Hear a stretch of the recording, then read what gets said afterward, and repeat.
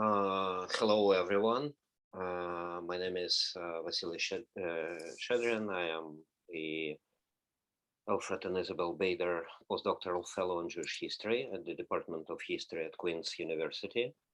And I introduced this event presented and prepared by Queen's University's Jewish Studies program and the Russian and East European Studies Network at Queen's. Our group was formed in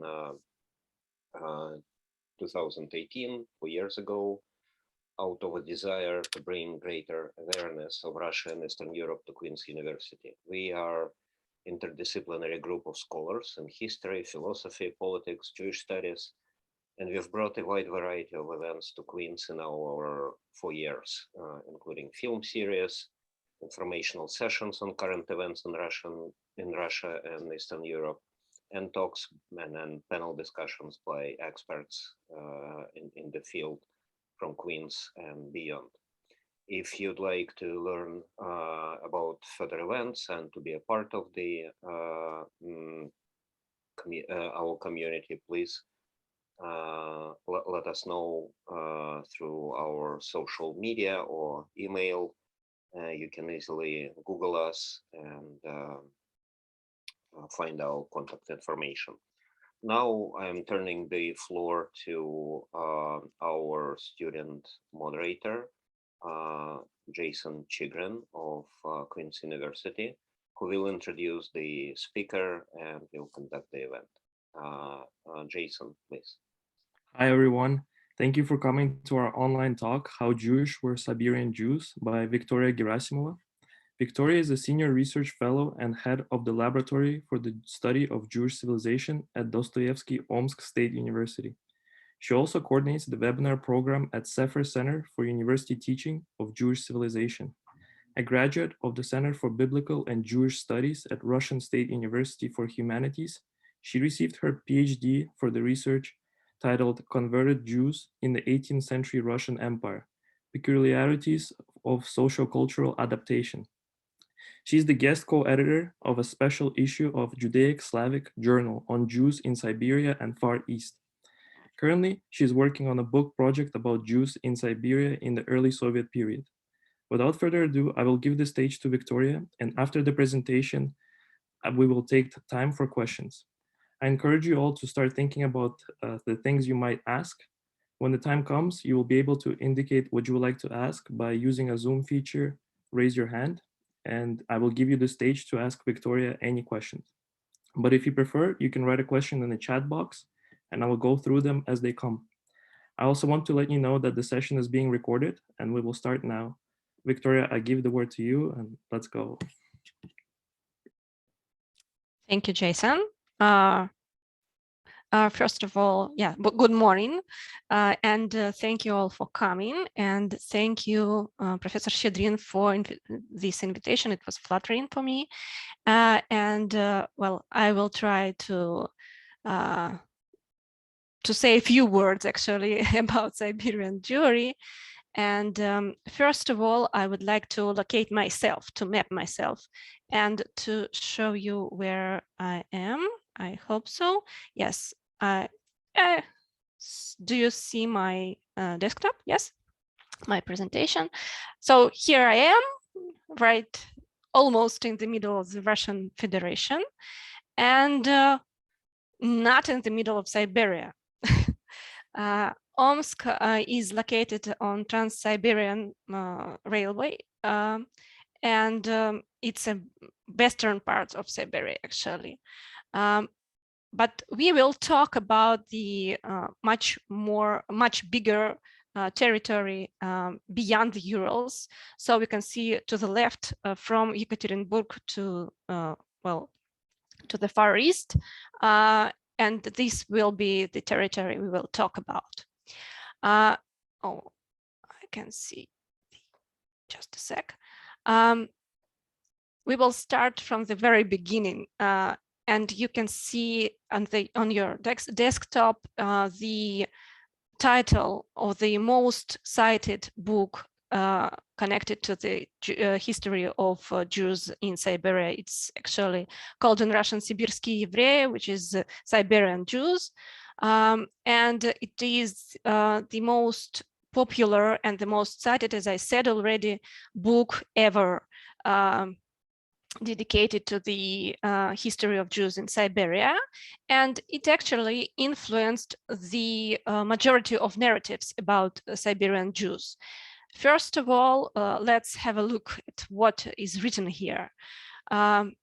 Some citations, I quote, "In general, throughout the vast Siberia, Jews are in need of intelligent Jewish teachers who can bring at least a small glimpse into the wretched and poor cultural life of Siberian Jews." Jewry. And the other quotation. "Over time, the typical appearance of a Jew of the Pale is by and by erased, and he, I mean Siberian Jew, often imperceptibly for himself becomes a slave of the environment. He imitates, assimilates himself and begins to love his new homeland." Well, it's not very nice words about Jews, which could be said about them. First of all, Dostoevsky presented them as slaves of the environment, which means they looked like non-Jews, and then they had very poor cultural life. And these are the main points of his book. Jews who settled in Siberia actually differed from Jews in other parts of the Russian Empire, Ostrovsky wrote. Ostrovsky was not local. He was just a watcher, a man who came to Tomsk and then made a small research in Tomsk gubernia and wrote this brochure. And it became the main narrative about the Siberian Jews at the beginning of the 20th century. What else do we have? We also have some words about Siberian Jews from another Jew from the Pale of Settlement. His name was Gajdai Tzvi, and he traveled along throughout the Siberia, and he wrote in his diary, "I hear them speaking with a proud and haughty heart. We are Siberians, Siberians and more Siberians. Whatever question you ask, whatever you talk to them about, they will not miss an opportunity to declare their Siberianness. Everyone pressing his hand to his heart says, I am a Siberian, and the best of the best add to their family tree. Also, our fathers and our fathers' fathers were Siberians." So the key question is, to what extent and why did the Siberian Jewry differ from Jews in other regions of the Russian Empire? And I would add, if they at all so much differed from other Jews in the Russian Empire. Just a brief idea of how Siberian Jews looked like at the beginning of the 20th century. Well, this is, I hope you see the descriptions, some families from Tobolsk and Tyumen. It's the western part of Siberia, actually. And then here it is a Gurevich family from Mariinsk, and it's Tomsk gubernia. And here it is a family, Pantofil family from Omsk. And my question is, if you didn't know they are Jews, would you guess that they were Jews, actually? Do they look like Jews? Well, I doubt. I don't think so. They look like either other people who lived in the Russian Empire. And, well, you can't tell anything about it, anything more. But why is that? let's have a brief look at the geography of the Russian Empire. And let's talk about the settlement of the Jews in the Russian Empire, actually. I hope you see my map, and we can discuss it a little bit. You see the orange part of the map, and it is the so-called the Pale settlement. And according to the all Russian census, almost 5 million of Jews, it's 1960% of Jewish population of the Russian Empire actually lived in the Pale of Settlement. And other 300,000 of Jews lived in other parts of Russia, and only 32,000 of Jews lived in Siberia beyond the Urals.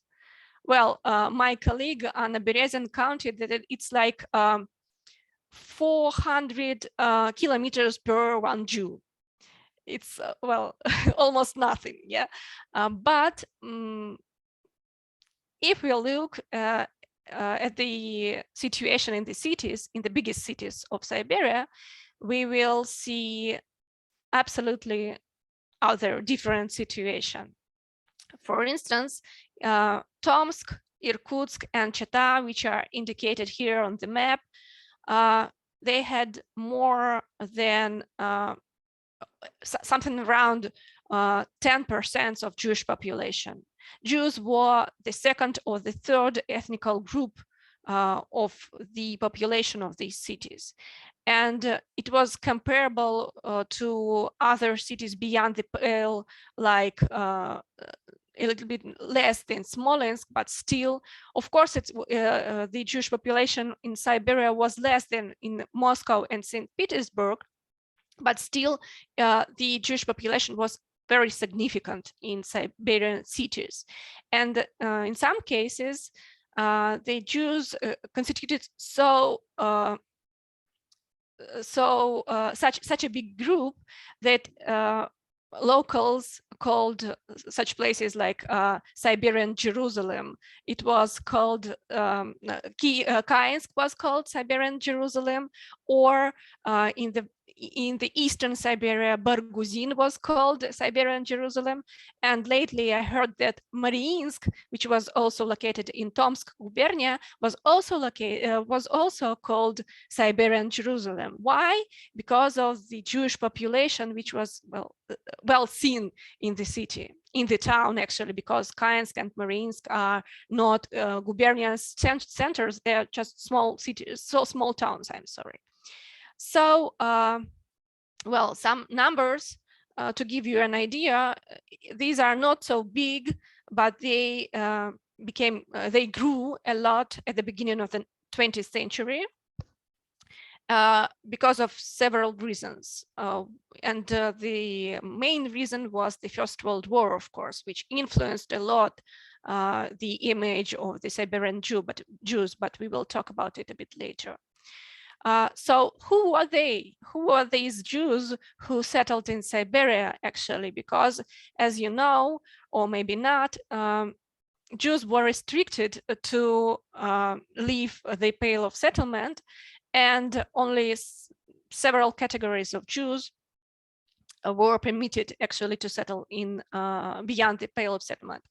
And well, it's quite interesting that the first group who were permitted to settle, well, actually not settle, not by their own will, but still settle beyond the Pale, it was the group of actually ex-criminals and political exiles who were sent to Siberia not by their will, actually, but still from the end of the 18th century, it means from the very beginning after the beginning of the period after the petition of Rzeczpospolita, first Jews came to Siberia.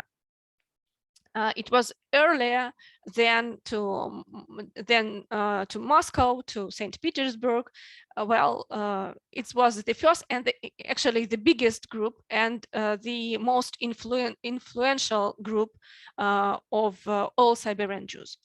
The second group, and it was the smallest one, but very curious, it was agricultural settlers. There was a very short moment, actually 1 year only, when Jews were permitted to settle in Siberia as agricultural settlers, as peasants.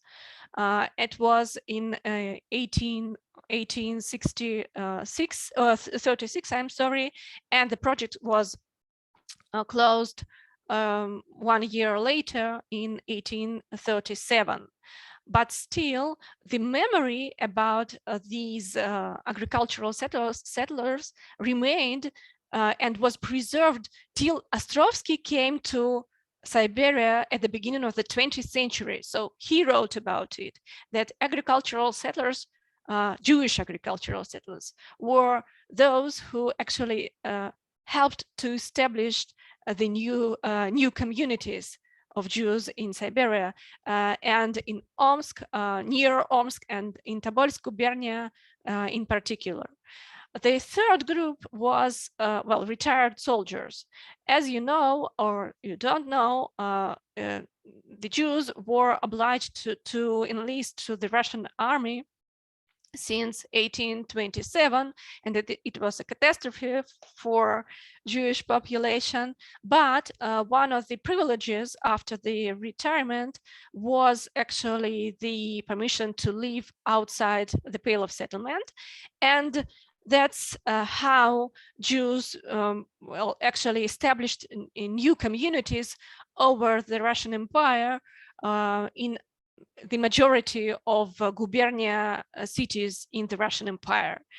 So this group was not something special in Siberia, but they really constitute maybe not a majority, but a very important part of Jewish communities in Siberia. And then that's curious. That's others. I just don't know how to explain who they were. Some of them were adventurers. In Russian, it's like it's closer to the notion "вольно зашедшие," but I don't know how to. Just free people who wanted to settle. But well, in case of Jews, it's a bit complicated because not every Jew had permission to settle actually beyond the Pale. And that's quite curious because, as you know, the best way to get to Siberia was to commit a crime.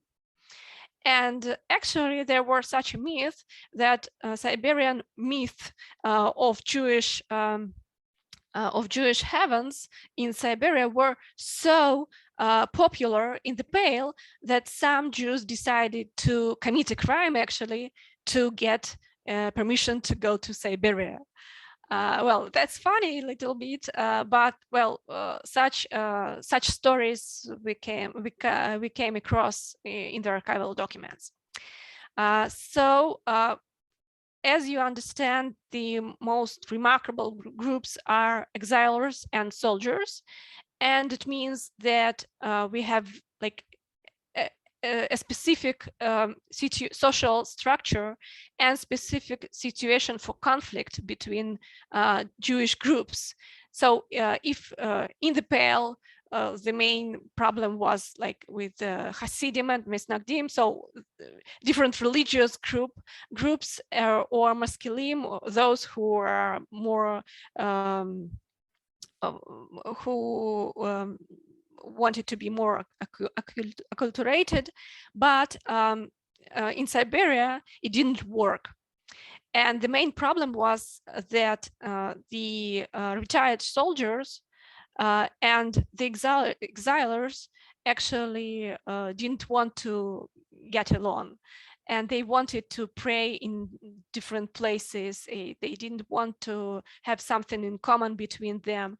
And that's why in Siberia, in the biggest cities, we have 2 or 3 synagogues, and they are not Hasidic or Misnagdim or something else, but they are like soldiers, military synagogue, and regular synagogue. And we have archival documents which tell us a story about the problem of the special synagogues for exilers. Actually, they were not permitted actually to build these prayer houses or synagogues, but they wanted to do it because they had such problem with the others. So they actually had different problems inside the Jewish communities than Jews in the Pale of Settlement. What else? Did they have any chance to be a good Jew, be a religious Jew? Actually, they had such an opportunity, and for instance, you can see here amazing pictures of those traditional teachers who received permission to be Jewish teachers in Siberia, actually, but all the restrictions and even more restrictions were introduced in Siberia, and not every rabbi or a teacher or a shoyhet, or a special man who does slaughtery could come to Siberia, actually. So that's why Siberian Jews really had some problems with their religious life. It was not only expensive to get a good rabbi to the community, but it was sometimes very difficult to find a rabbi who had the permission to settle beyond the Pale. So, what rabbis did they have in Siberia, actually? And this is very nice and quite bright example of such a rabbi who came to Tomsk, and actually he was one of the most famous figures of Jewish community at this period, at 1780s of the 19th century, and it's Berlevin who actually got a medal from the head of the gubernia for his diligence. What did he do?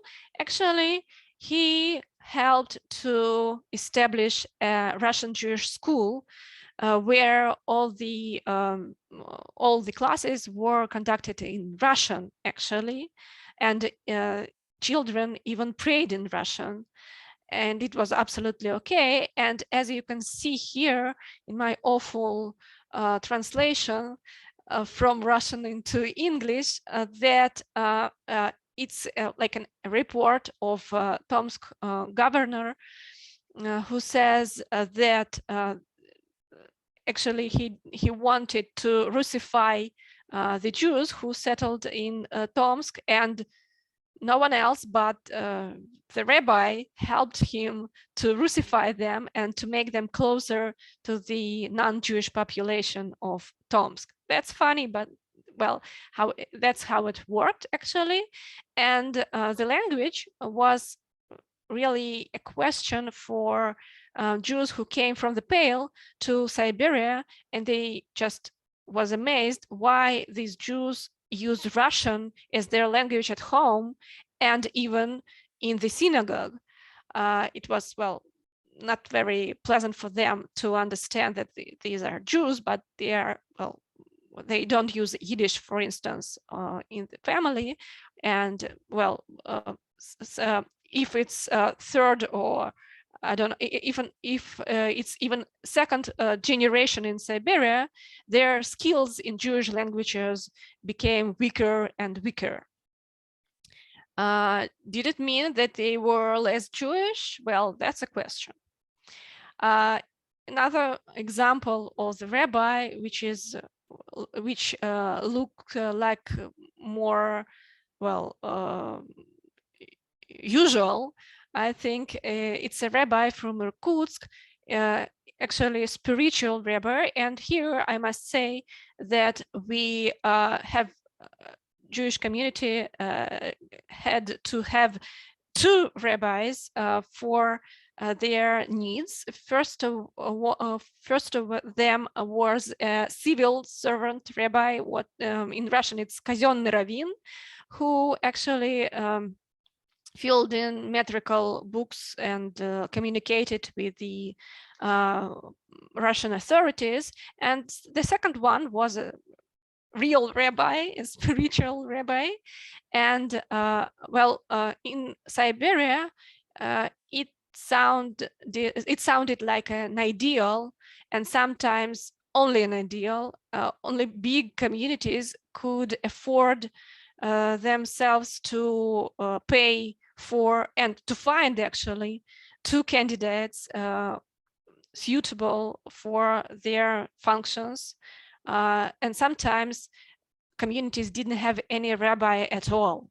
They only had like a shoyhet, or a person who did slaughtery, who also performed other rituals like huppah, which is a Jewish marriage.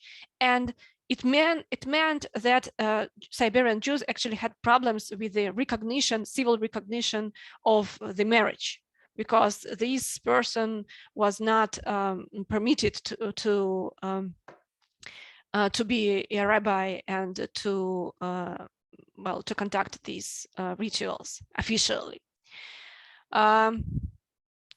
Let's have a look at the visual presence of Siberian Jews in the urban space, and compare it to other cities. You can see the examples of the synagogues from not the biggest cities. Actually, the biggest cities are Irkutsk and Tomsk, and these are actual choral stone synagogues. And these two to the left, Omsk and Kansk synagogues, are made of wood. They are still very beautiful, big, yes. Jewish communities of Siberia actually wanted to show the city that the Jewish community is prosperous, rich, and well established in the city. And even more, where were the ideals for them and for their synagogues? Were they in the Pale of Settlements? In the Pale of Settlement? No, it was much more further. And here it is, it's not my finding, it's the finding of Dr. Vladimir Levin and Dr. Anna Berezin, who actually mentioned that Omsk synagogue, for instance, and it's not the only example, I just don't want to go into details more, had as an example for as an idea, as an inspiration for their architectural project of their synagogue, they had Vienna synagogue in Leopoldstadt, and not in the Pale of Settlement, of course. So it's just a question of the ideals. Siberian Jews actually didn't want to be like the Jews in the Pale of Settlements. Their ideals were further, and they had more connections with like Jews in St. Petersburg than in Kiev or in Berdichev or something like that. And let's have a look not at the synagogues, but at domestic houses and the visualization of Jewishness in the Siberian urban space. And here you see the some examples which still exist. These are two houses, regular domestic houses, nothing more. They are abandoned now. There is nothing there. The people don't live there. From Omsk, and you can see Magen David on both of them. And then let's move to Tobolsk. These houses not exist anymore. but still does not exist anymore. But still, you can see the picture. It's the picture of the from 90s, and you can see Magen David at the top. And then it's Nerchinsk. I don't know if this house is preserved or not. Does it exist now? But still, it's the photo of the 20th century, and you can see Magen Davidim in a very good condition. And then, and that's quite funny. So you can see that I want to show you not the houses of the richest men of the city. It's just regular domestic houses. And this one is, it's like, it's not actually a house. It's, well, I don't know how to say, what is it? Хозяйственная постройка. It's something like, supplementary. And you can see Magen Davidim in the windows, actually. So it was not something rare. It was normal, regular. So the question is how Jews in Siberia could actually be so Jewish in the urban space. It was not a problem in Siberia at all, because we have we see that the situation in the relationships between Jews and non-Jewish population is a bit easier and less aggressive than in the Pale of Settlement. Even in the cities and towns where actually Jews constituted, like, not a majority, but a very visible minority. First of all, as I can see from my research, Siberian population didn't know anything or didn't want to deal with an idea of blood label and folklore and mythology of Jews like enemies and spoilers of wills and so on. So it was not a popular idea at all. There is no any case of blood label in Siberia detected at all for the whole history of the research. Well, does it mean that Siberian population didn't have any, stereotypes about Jews? Yes, they had their own stereotypes, but they were connected more with criminal activities and things like that, with their economic activities, and the some of autobiographies of Jews who were criminals exiled to Siberia, and then and made a fortune in 10 years after they were exiled from Siberia, and they became like the richest people in the city. And of course, there was some problems with their perception in non-Jewish environment. But still, we hardly know anything about big pogroms in Siberia. There were no big pogroms. There were several attempts to make a pogrom in Tomsk, and actually there were some victims in 1905, and this is the period when revolution was in the streets, and not only Jews were the victims, and they had the motto «Бей жидов и студентов», which means kill Jews and students.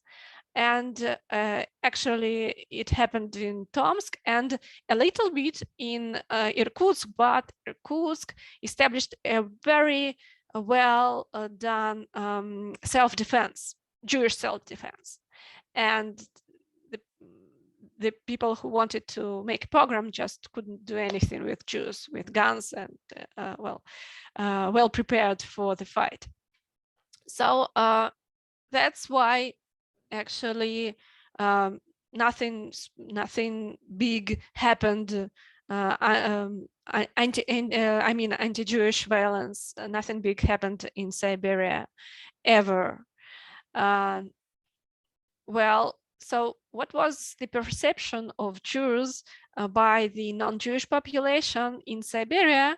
And it's just for fun, just have a look at these two pictures. One of them is a statuette made of mammoth bone, which is, well, exotic, but not exotic for Siberia. It's a statuette of an old Jew. It was made in Tobolsk in early 20th century. It was made by a very famous master.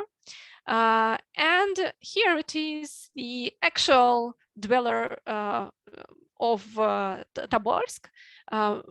His last name was Pritzker, and here it is his wife also. And you can see like where this master, this man who did this statuette actually saw the idea for his work.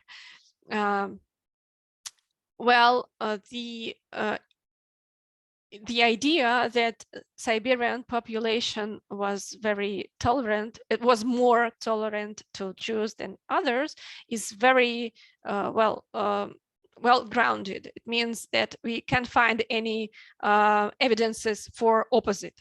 Yeah, but the situation, of course, worsened during the period of revolutions and the civil war.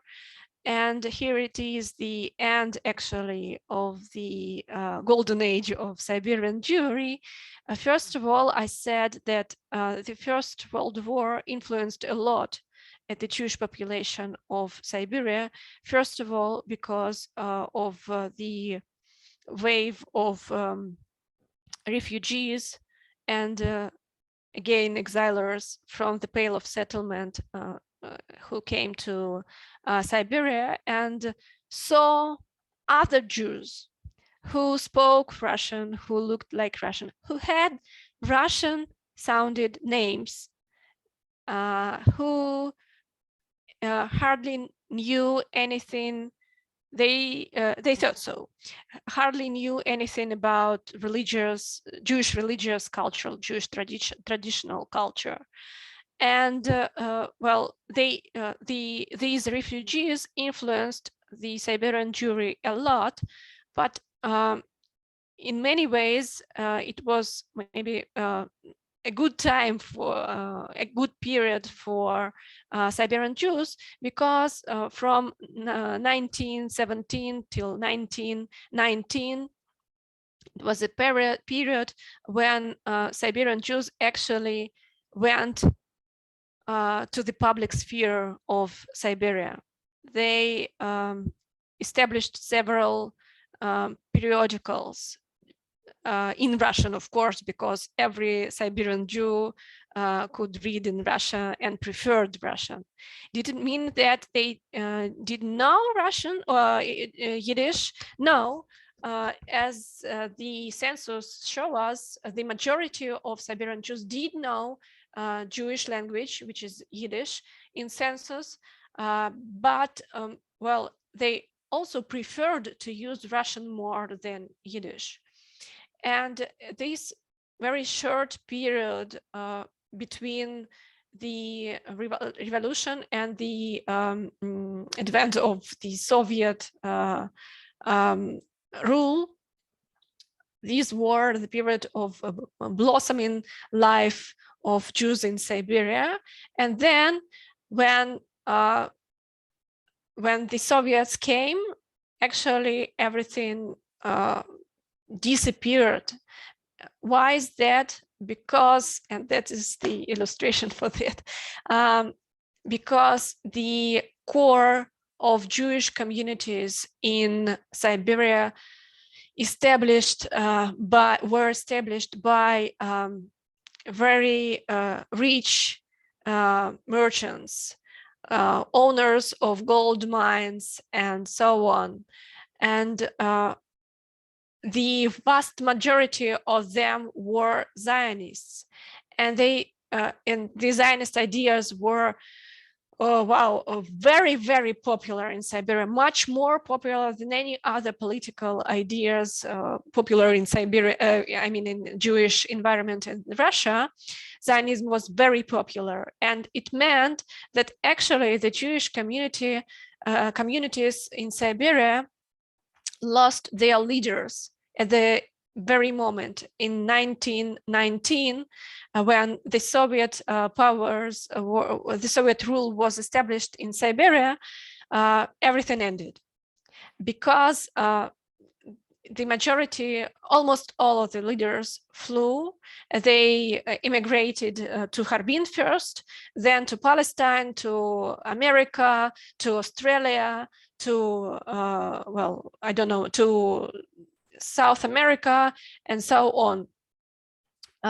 And it meant almost the end, because the others, the Bundists and the Bolsheviks, Jewish Bolsheviks, I mean, well, they tried to be a new elite, but they couldn't, because they didn't have like a support among the population. And all these specific, very beautiful story ended up actually with the Soviet rule, because all the communities shrinked immediately to the religious groups connected to the synagogues. And well, what we have now, we all, of course, we have Jewish communities who also want to be Siberians and Jews simultaneously, but it's completely another story. Well, I think I will stop here, and I will be glad if you have any questions. I will be ready to answer them. Thank you. And I didn't tell you, I must apologize for my awful English, but I very hope that you understood my well, speech. Thank you. Thank you very much, Victoria. It was a fascinating presentation. We can take questions now from the audience, and your English is great. It was an awesome presentation. Thank you. Thank you very much, Victoria. I guess for me, sorry if I'm just saying, oh, can you hear me actually? Sure. I don't know. Yeah, with my headphones, it's okay. Okay. I guess you kind of mentioned this at the end of your presentation, but I was wondering throughout, as you were speaking, like kind of how life for Siberian Jews is nowadays. Like it's not the same in terms of a collective, in terms of a community, as it was back then, as you were saying, correct? And so now, is there still maybe a sense of Siberian Jewry that still exists nowadays to a certain extent, or is it completely like a different scenario nowadays? Yeah. Thank you. Jason, can I answer, or we'll gather questions? Okay. Thank you so much, Yana, for your question. Actually, I know what to say, because 2 years ago, I conducted my research about the modern state of the Siberian communities. And I also tried to interview the members of these communities in the western part of Siberia, in Tomsk, Novosibirsk, Omsk, and so on. And the main question was, do the modern Siberian Jewry feel like they are special, like they are not like others? And that's, well, quite interesting, because when I talked to the ancestors of those who settled in Siberia like before evolution or during this period, they actually tell me these stories that they feel different from others. Like when I came to one nice old lady and asked her for interview, we talked a lot about Jews and non-Jews and Omsk and so on. And then when I was about to leave, she said, Oh, stop. I must teach you how I cook my gefilte fish. It differs a lot from this of Ukrainian, Belarusian. No, it's not. It's our Siberian gefilte fish. And that's very interesting because, well, it's you still can sense sometimes, yeah, the idea that these people, at least older generation, feel like they are others. They are not. It's quite interesting that they, first of all, they want to make a border between them and Ukrainian Jews. I don't know why, but Ukrainian Jews are different in any means. I mean, in their cooking, in their behavior, in their way of householding, and so on. Well, I don't know why, but still. But, well, of course, the general the processes influenced a lot. I mean, globalization and so on, and we can have Chabad, Lubavitch everywhere, in every city. We have only one community in Tyumen, which is reformists and not Chabad. And well, it unifies a lot the face of the community, the image of the community.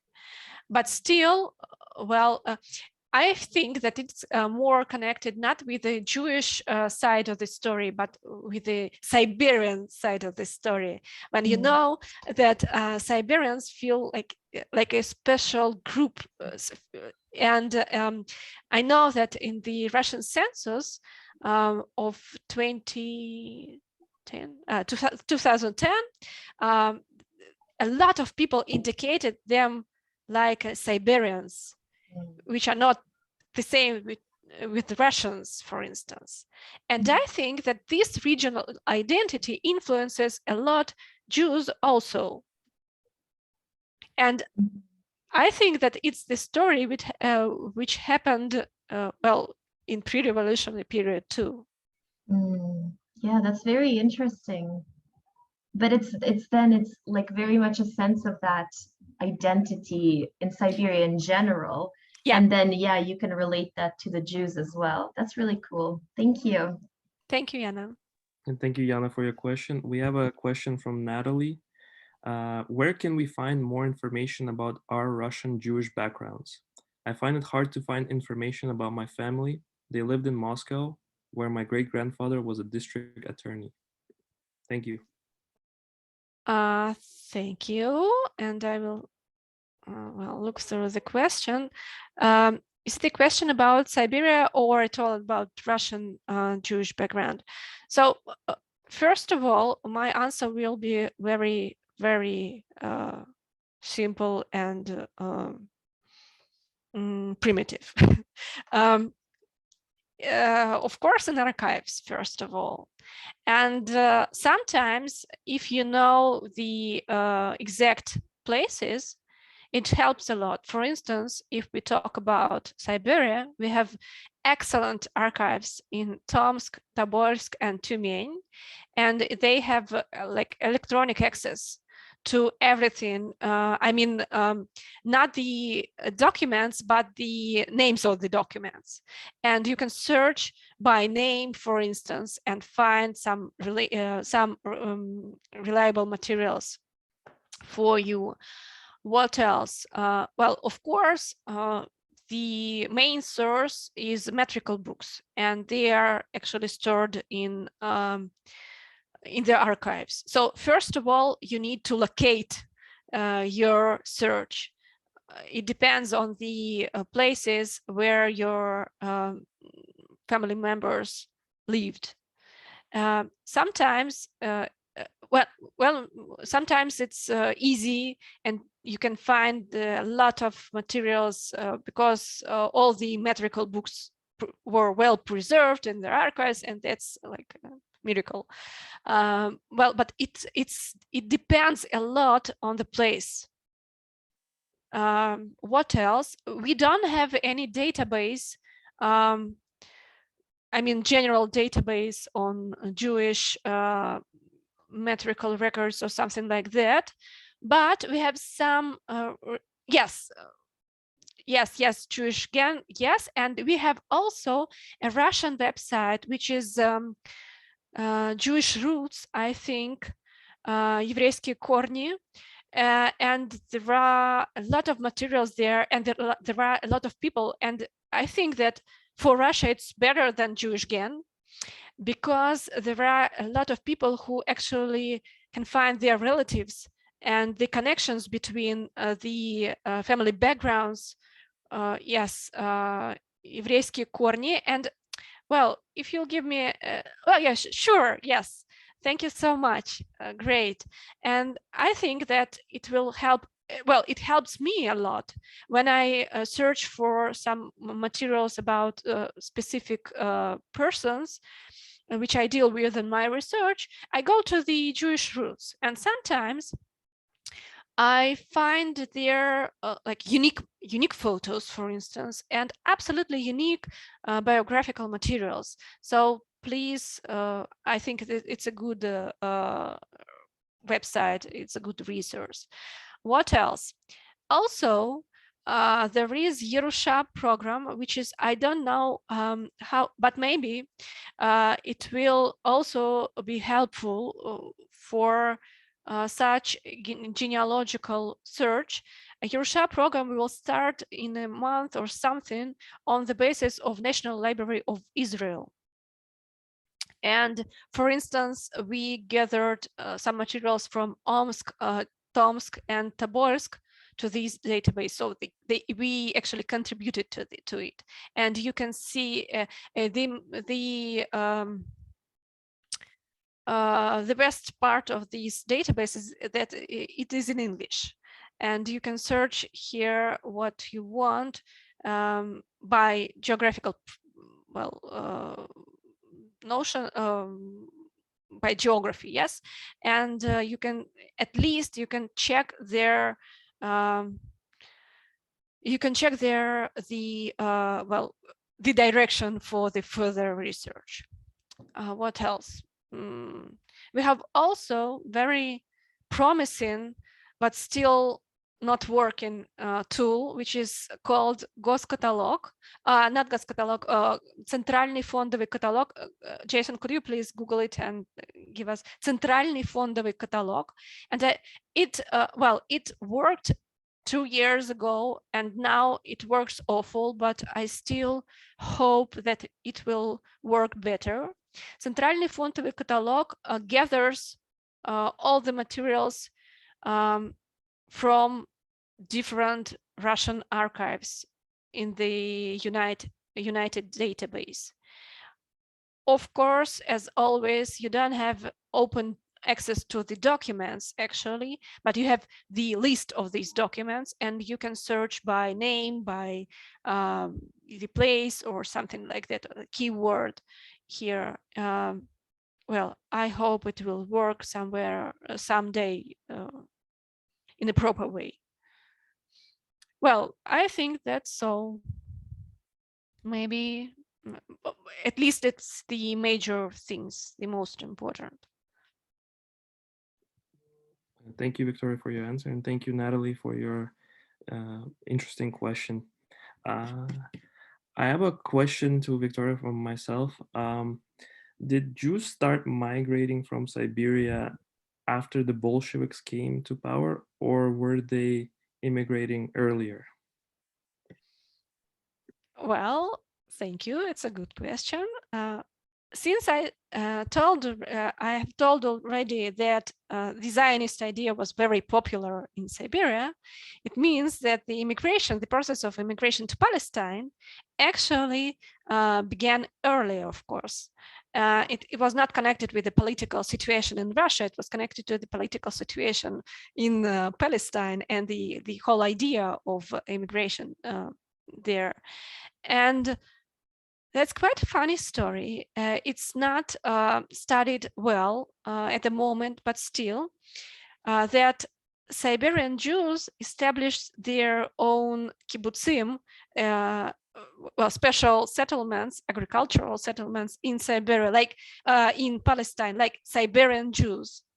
And also, I didn't mention it in my lecture, in Siberia, there were quite a lot of subotniks, which are Russian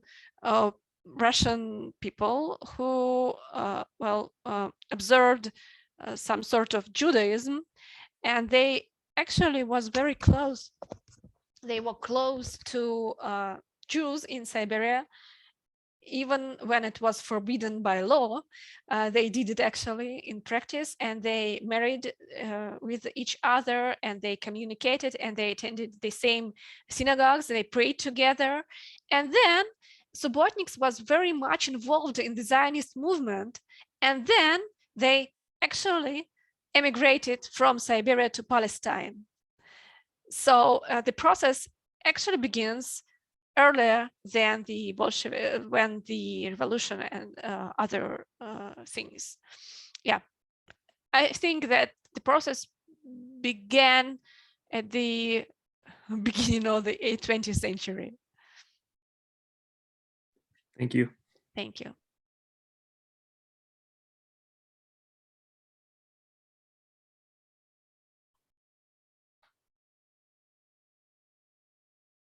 Василий, я решила сама спросить Jason. Do you see that? I'm sorry, I switched to Russian. Jason, did you see my raised hand? Oh, sorry, I didn't see it. It's okay. Oh, Vasily has a question. Thank you, Victoria, for this very interesting presentation, and especially pictures and numbers. It's very thought-provoking. So first I have the comment and then the question. The comment is, it's interesting how these numbers correspond to the numbers in the Pale of Settlement. So this 4,000, 3,000, 5,000 is typical number of the Jews living in the shtetl, in the small town within the Pale, and representing like the half of the shtetl population, with other half being Christian, Russian or Ukrainian or Belarusian, Lithuanian, whatever. So it's interesting, but sometimes it's not the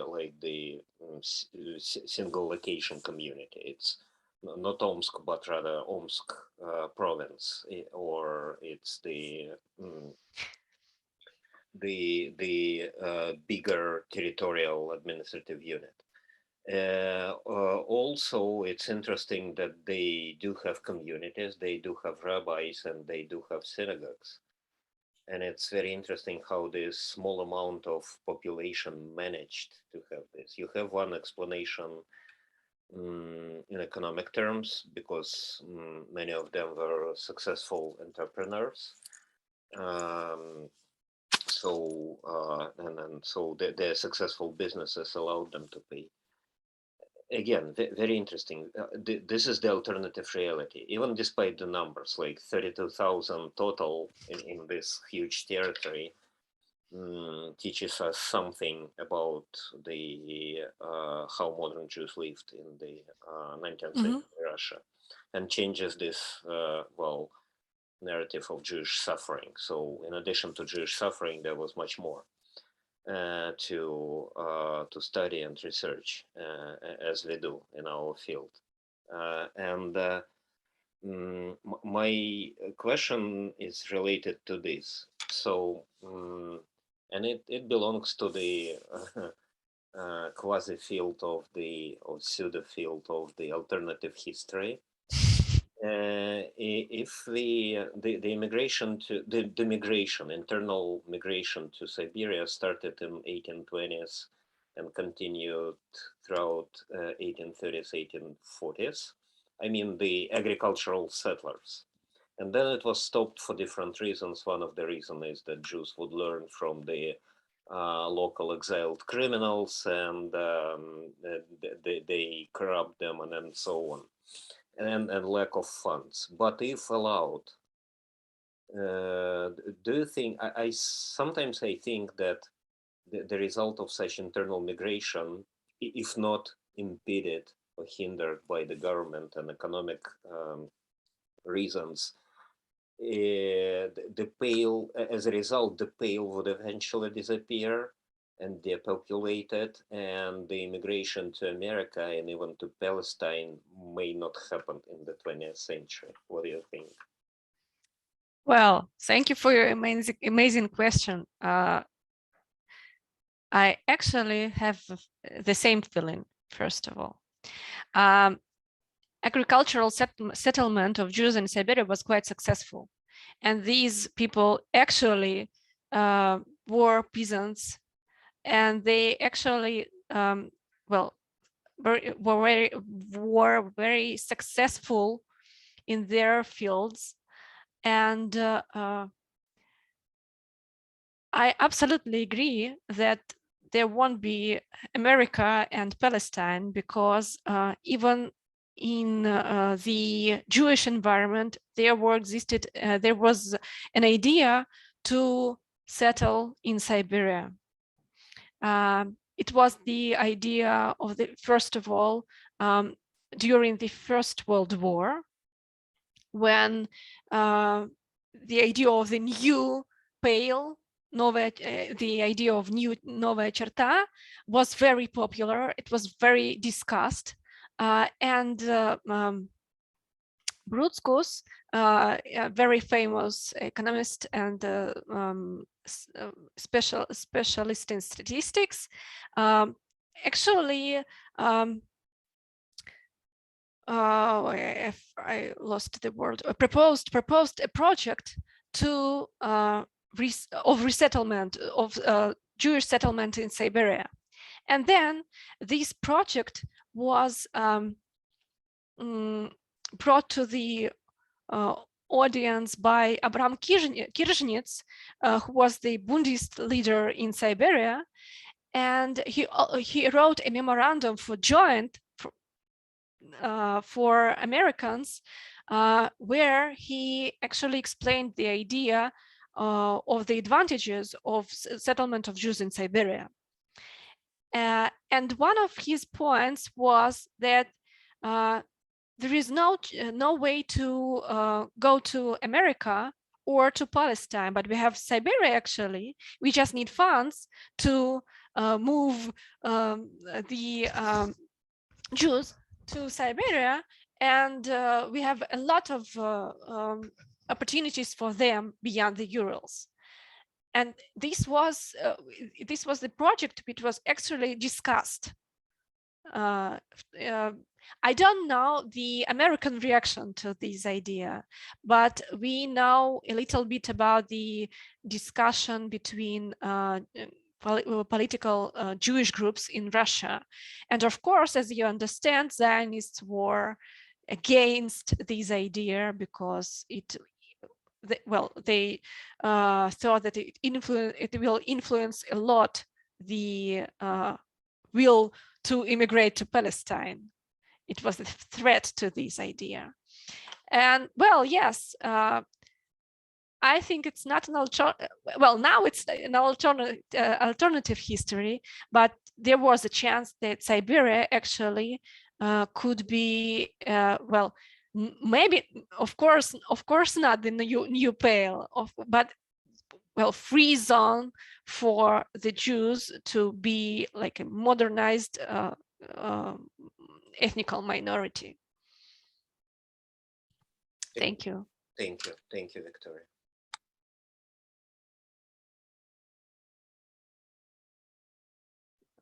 We have a question from Daniil Polyakov. Daniil, I'll give you the stage.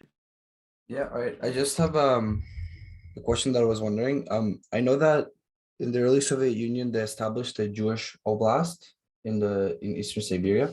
I was just wondering what impact did it have on Jewish life, and if many Jews actually did try and move there. Well, thank you, Daniel. Of course, yeah, I think that if we talk about the Jews beyond the Urals, the main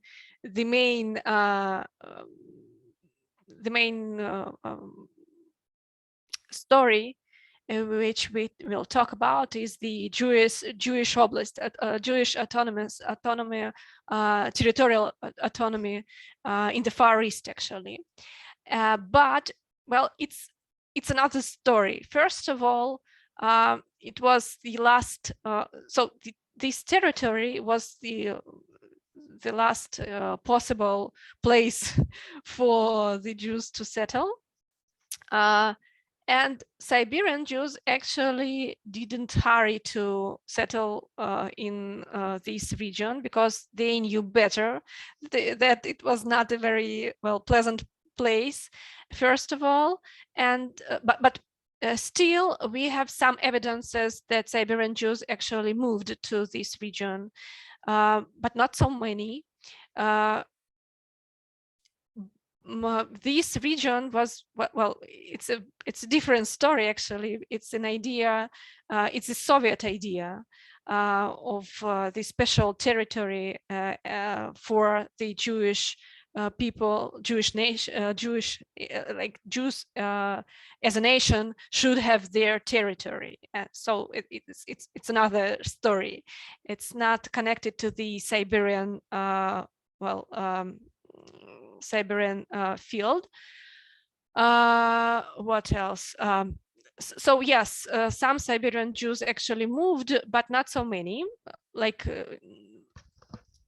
this resettlement was meant to well, I don't know how to say it. Was more for Belarusian and Ukrainian Jews from the former Pale settlement, but not Siberian ones who were. There were not so many Jews in Siberia, actually, so it was not a popular idea. But what was really popular is an agricultural initiative and the establishment of Jewish kolkhozes, collective farms. And this story was very popular in Siberia. And actually, we have a collective farm near every big city, like near Omsk, near Tomsk, near Krasnoyarsk, near Tyumen, and so on. And this idea was, local Jews, Siberian Jews, were very enthusiastic. And it's to the question of to the remark of Vasily about agricultural initiative of Jews in the 19th century. And actually, it worked in the 20th century with Siberian Jews. They wanted to be peasants or collective farmers, and it was their initiatives, and they wanted to be supported by Moscow, and they wrote a lot of letters and asked for help. And we see like that Moscow was not interested at all in them, because it was not the project they wanted to be done. And these Jews, and these collective farms existed. Some of them existed till the beginning of the Second World War, which is, quite a long period from the end of 20s to the Second World War. And this idea, was just local initiatives, not supported by some center or some Jewish center. They just, lived their own. Thank you, Daniel. Thank you.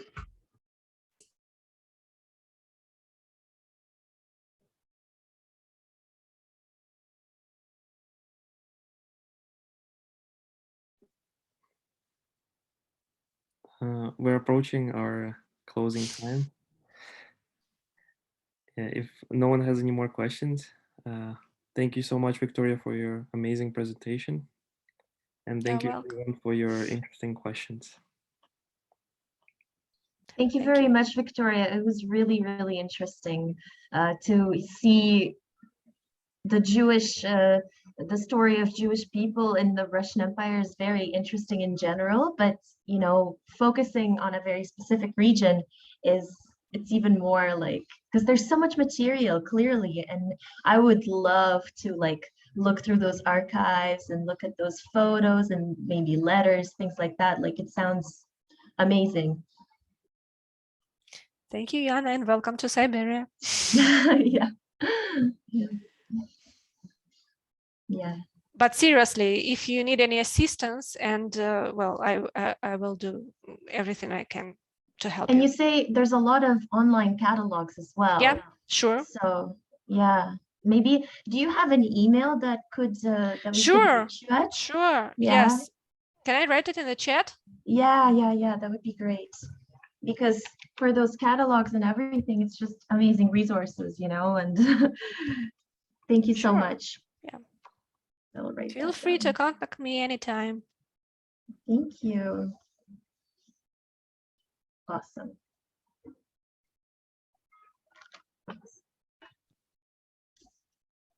Okay, thank you, everyone. I thank you, Victoria, for committing this late evening, night Mhm. to our group, and I hope I share everybody's delight and enjoyment with this very interesting presentation. I learned a lot. So I knew some facts, but for the first time they came together to show me the picture. That is very thought-provoking. My pleasure. Thank you very much for inviting me, and thank you very much for coming this morning. Thank you so much. Okay, thank you all. So Jason, the floor is yours to say some final words and to close the meeting.